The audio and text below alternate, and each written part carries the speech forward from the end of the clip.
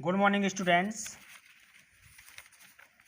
आज हम क्लास 12 का फर्स्ट चैप्टर प्रोज का first chapter a girl with a basket, जिसके रचयिता विलियम सी डगलस हैं, इसकी चर्चा हम कल कर चुके हैं पहली वीडियो में। तो कल के आगे का जो भाग है हम अध्ययन करते हैं। कल हमने यहाँ तक देखा था कि विलियम सी डगलस जो हैं भारत की यात्रा पर हैं और वो भारत के लोगों के बारे में जानना चाहते हैं, उनके ऑफिशियल एटीट्यूड ऑन रिपोर्ट के माध्यम से उनके रायों को जानना चाहते हैं और राष्ट्र के नब्ज को पहचानना चाहते हैं। तो चलिए आगे देखते हैं।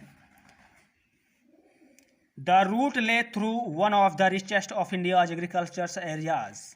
विलियम सी डगलस बता रहे हैं कि द रूट का मतलब होता है रास्ता, रूट का मतलब होता है रास्ता, ले थ्रू का मतलब होता है होकर जाना, ले थ्रू का मतलब होता है होकर जाना। तो the route lay through one of the richest of India's agriculture areas. मैं आपको मीनिंग बता दे रहा हूँ, आप ध्यान से सुनिएगा। रिचेस्ट का मतलब होता है उपजाऊ, रिचेस्ट का मतलब होता है उपजाऊ या संपन्न या अमीर, लेकिन हम यहाँ पर उपजाऊ का सेंस लगाएंगे। रिचेस्ट का मतलब होता है यहाँ पे उपजाऊ, एग्रीकल्चर का मतलब होता है कृषि, एरिया का मतलब होता है क्षेत्र।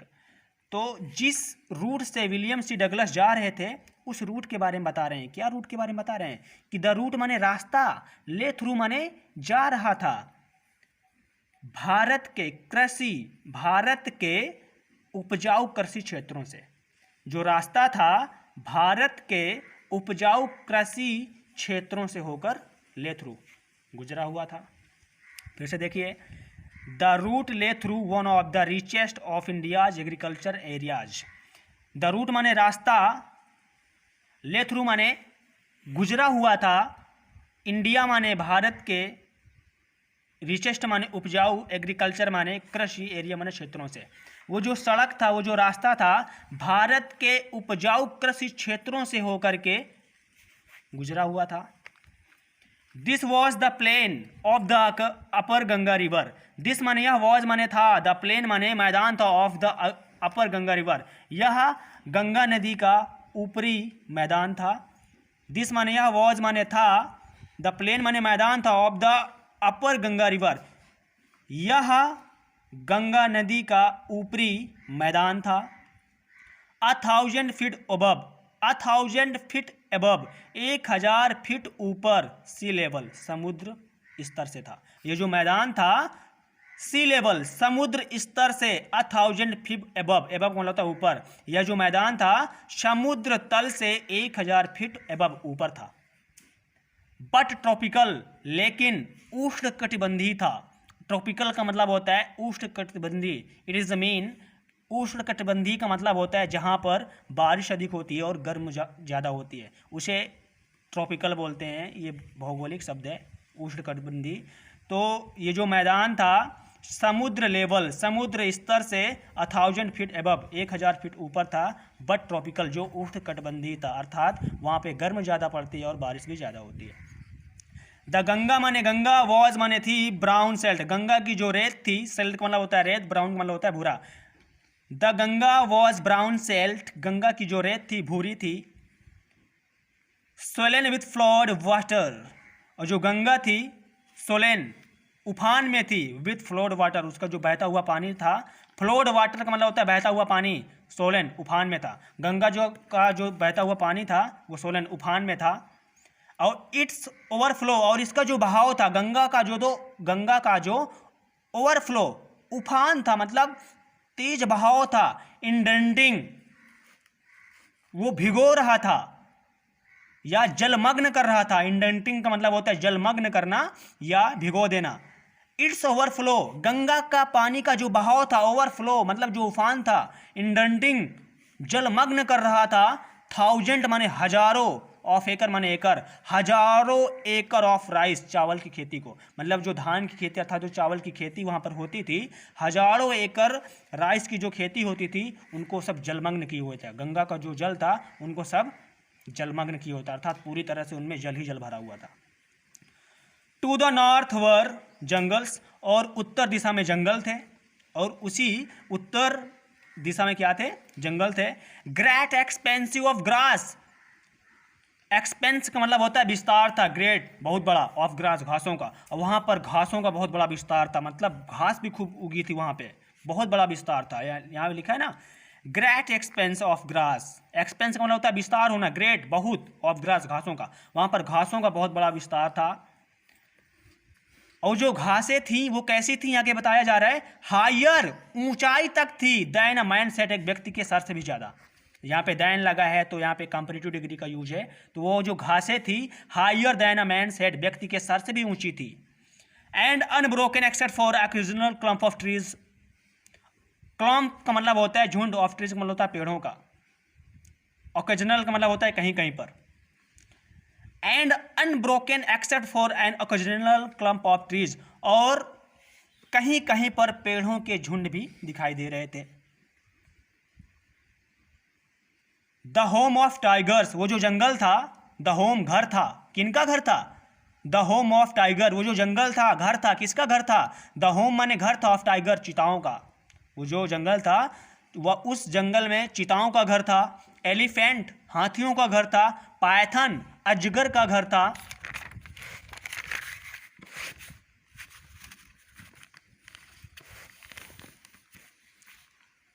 ध्यान दीजिएगा, अजगर का घर था, एंड कोबराज और बिसैले सर्प का भी घर था। Everywhere else there was flat land running to the horizon, everywhere माने प्रत्येक जगह, देयर माने वहीं पर, everywhere else there was flat running to the horizon, वहां पर प्रत्येक जगह क्षितिज मैदान था, मतलब लैंड का मतलब होता है जमीन या मैदान, वहां पर प्रत्येक जगह क्षितिज मैदान था, मतलब दूर दूर तक समतल जमीनें थी।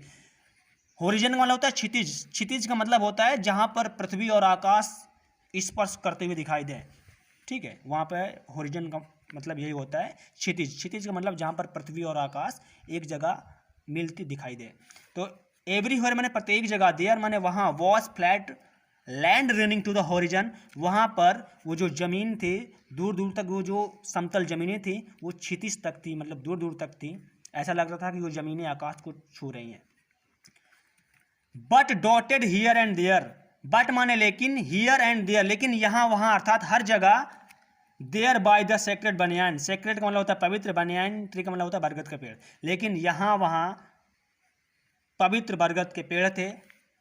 और बाय रोज ऑफ पाकर ट्रीज, ये पाकर एक वृक्ष होता है, ठीक है, पाकर ट्रीज, और या बाय रोज ऑफ पाकर ट्रीज, या पाकर वृक्ष की पंक्तियां थी, वहां पर जो पाकर वृक्ष हैं उनकी पंक्तियां भी लटक रही थी। सेप्ड लाइक एल्म्स, जो एक वृक्ष के आकार का धारण की हुई थी, एल्म का मतलब भी होता है एक वृक्ष होता है, एक वृक्ष का नाम है एल्म, और ये जो वृक्ष थे बरगद के वृक्ष थे, पाकर का जो वृक्ष था, ये सेप धारण किए हुए थे, लाइक एल्म, एक एल्म के वृक्ष के समान, मतलब ये जो थे एक एल्म के वृक्ष का आकार धारण किए हुए थे। And having thick twisted trunk, and माने और, थिक माने मोटी थी, ट्रंक माने तना, ट्विस्टेड माने उन्हीं में चिपकी हुई, और जो उनकी तने थे मोटे थे, ट्विस्टेड और उन्हीं में चिपके हुए थे।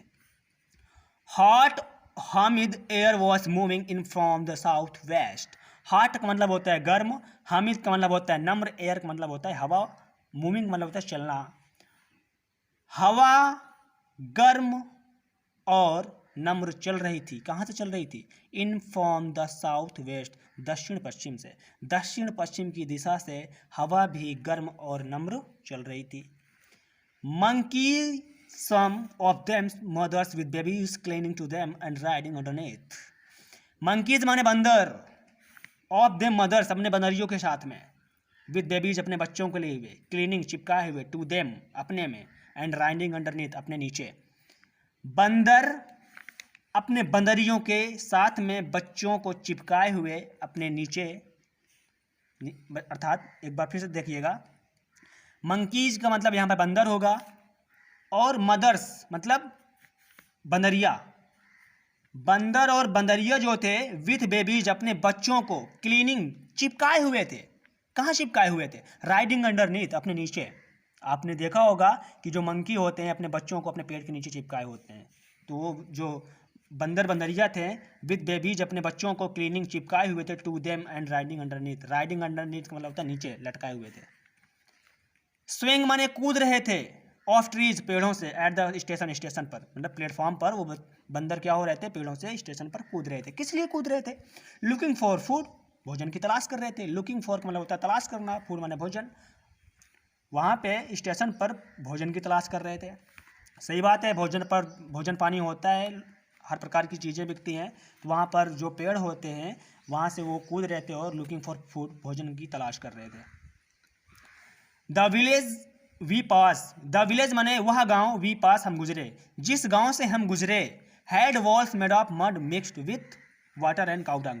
अब विलियम सी डगलस बता रहे हैं कि द विलेज वी पास, जिस गांव से हम गुजरे, पास का मतलब होता है गुजरना, वॉल्स का मतलब होता है दीवाल, मतलब उस गांव की जो वाल दीवारें थी, मेड ऑफ बनी हुई थी, मड मिट्टी की, उस गांव की जो दीवारें थी, घरों की वॉल्स दीवारें थी, मेड ऑफ माने बनी हुई थी, मड मिट्टी की, और मिक्स मिला करके, विथ वाटर पानी, एंड काउडंग और गाय का गोबर अर्थात गोबर। वो जो गांव की दीवारें थी, गांव के घरों की जो दीवारें थी, मिट्टी में पानी और गोबर मिला करके बनी हुई थी। देयर माने उनके, पीक माने नुकीलीदार, रूफ से माने छतें, उन घर के नुकीलीदार जो छतें थी, वर्थ है छप्पर की हुई थी, छप्परों की थी, अर्थात वो जो घर की छतें थी वो छप्पर की बनी हुई थी। Bundles of grass tied, bundle of grass tied to bamboo poles stretch across the rafters. Rafters का मतलब होता है बल्लियां, बम्बू पोल्स का मतलब होता है बांस। तो बल्लियों को फैला करके, स्ट्रेच का मतलब होता है फैलाना, बल्लियों को फैला करके बांस को रख करके उनमें घास को बांध दिया जाता था। मतलब समझने की कोशिश करिए, ऊपर से बल्ली रख देते थे और बल्लियों के ऊपर फिर बांस रख देते थे और फिर उनके ऊपर घास को क्या कर देते थे, घास के बंडलों को टाइट कस देते थे। दैट डे, उस समय, दैट डे का मतलब वैसे तो होता है उस दिन, मतलब जिस दिन की ये यात्रा है उस समय, दैट डे उस समय, द पंपकिन माने कद्दू की, वाइन्स माने लताएं, दैट ग्रू उगी हुई थी, ओवर देम उन्हीं पर, अर्थात उन्हीं दीवालों पर कद्दू की लताएं चढ़ी हुई थी। वर इन ब्लूम जो खिली हुई थी, ब्लूम का मतलब होता है खिली होना, वो कद्दू की लताएं क्या थी, खिली हुई थी। ट्रेलिंग लटक रही थी, स्टिकल्स धारीदार ऑफ येलो पीले कलर की, वो जो कद्दू की लताएं थी, ब्लूम खिली हुई थी, ट्रेलिंग लटक रही थी, स्टिक्स ऑफ येलो पीले पीले धारीदार, ओवर ड्रैफ वॉल्स उन दीवालों से कद्दू की पीली लताएं क्या हो रही थी, मतलब धारियां लटक रही थी। आगे देखते हैं मित्रों, एट वन स्टेशन, एक स्टेशन पर, माई रूटीन मेरा सिलसिला, रूटीन का मतलब होता है सिलसिला, एट वन स्टेशन एक स्टेशन पर, माई रूटीन माने, रूटीन का मतलब होता है सिलसिला, ऑफ माई टॉकिंग मेरे बात करने का, विद द पीपल लोगों से, वॉज इंटरप्टेड गड़बड़ा गया, इंटरप्टेड का मतलब होता है गड़बड़ा जाना या बाधित हो जाना। तो विलियम सी डगलस बता रहे हैं कि एक स्टेशन पर माई रूटीन मेरा जो सिलसिला था ऑफ टॉकिंग बात करने का, विद द पीपल लोगों से, वॉज इंटरप्टेड वो बाधित हो गया, मेरा जो लोगों से बात करने का सिलसिला था वो अगले स्टेशन में क्या हो गया, गड़बड़ा गया। इसका सिलसिला क्या था, ये कि ये अमेरिकन मैन है, ये भारत आ रहा है, तो इसे हिंदी का ज्ञान नहीं है, ये पहले 3 लोगों से बात करता था, तब ये उन तीनों में से 3 लोगों से जब बात करता था तब इसको एक व्यक्ति मिलता था जो इंग्लिश से बोल पाता था, अर्थात इंग्लिश से दोनों से वार्तालाप होती थी। तो अगले स्टेशन में क्या हुआ, इसका जो बोलने का सिलसिला था वो गड़बड़ा गया। कैसे गड़बड़ा गया भाई, चलिए देखते हैं। कह रहा है एज सुन एज, जैसे ही, एज सुन एज मतलब होता है जैसे ही, आई मैंने मैं, एलाइटेड मैंने उतरा, ट्रेन की यात्रा कर रहा है, कह रहा है एज सुन एज, जैसे ही, आई मैंने मैं, एलाइटेड मैंने उतरा, जैसे ही मैं ट्रेन से उतरा, तो a group of young children, तो बच्चों का एक समूह, नौजवान बच्चों का एक समूह, गेदर इकट्ठा हो गया, अराउंड मी मेरे चारों ओर, तो नौजवान बच्चों का एक समूह मेरे चारों ओर क्या हो गया, इकट्ठा हो गया। दे वर सीलिंग, दे माने वे, वर माने थे, सीलिंग माने बेच रहे थे, दे माने वे, वर माने थे, सीलिंग माने बेच रहे थे, बास्केट माने टोकरियां, वे बच्चे क्या कर रहे थे, टोकरियां बेच रहे थे। हैंड ऊन, खुद के हाथों की बनाई, खुद हाथों की बनाई वो बेच रहे थे। और read basket with simple design and pattern, और उन टोकरियों में साधारण से डिजाइन और पैटर्न बने हुए थे। जैसे आमतौर पर घर में लोग कोई चीज़ टोकरियाँ बनाते हैं तो उनमें डिजाइन बना देते हैं, तो वो जो टोकरियाँ थी हैंड ऊन खुद की बनाई हुई थी, और सिंपल डिजाइन एंड पैटर्न, और उन टोकरियों में साधारण डिजाइन और पैटर्न बने हुए थे।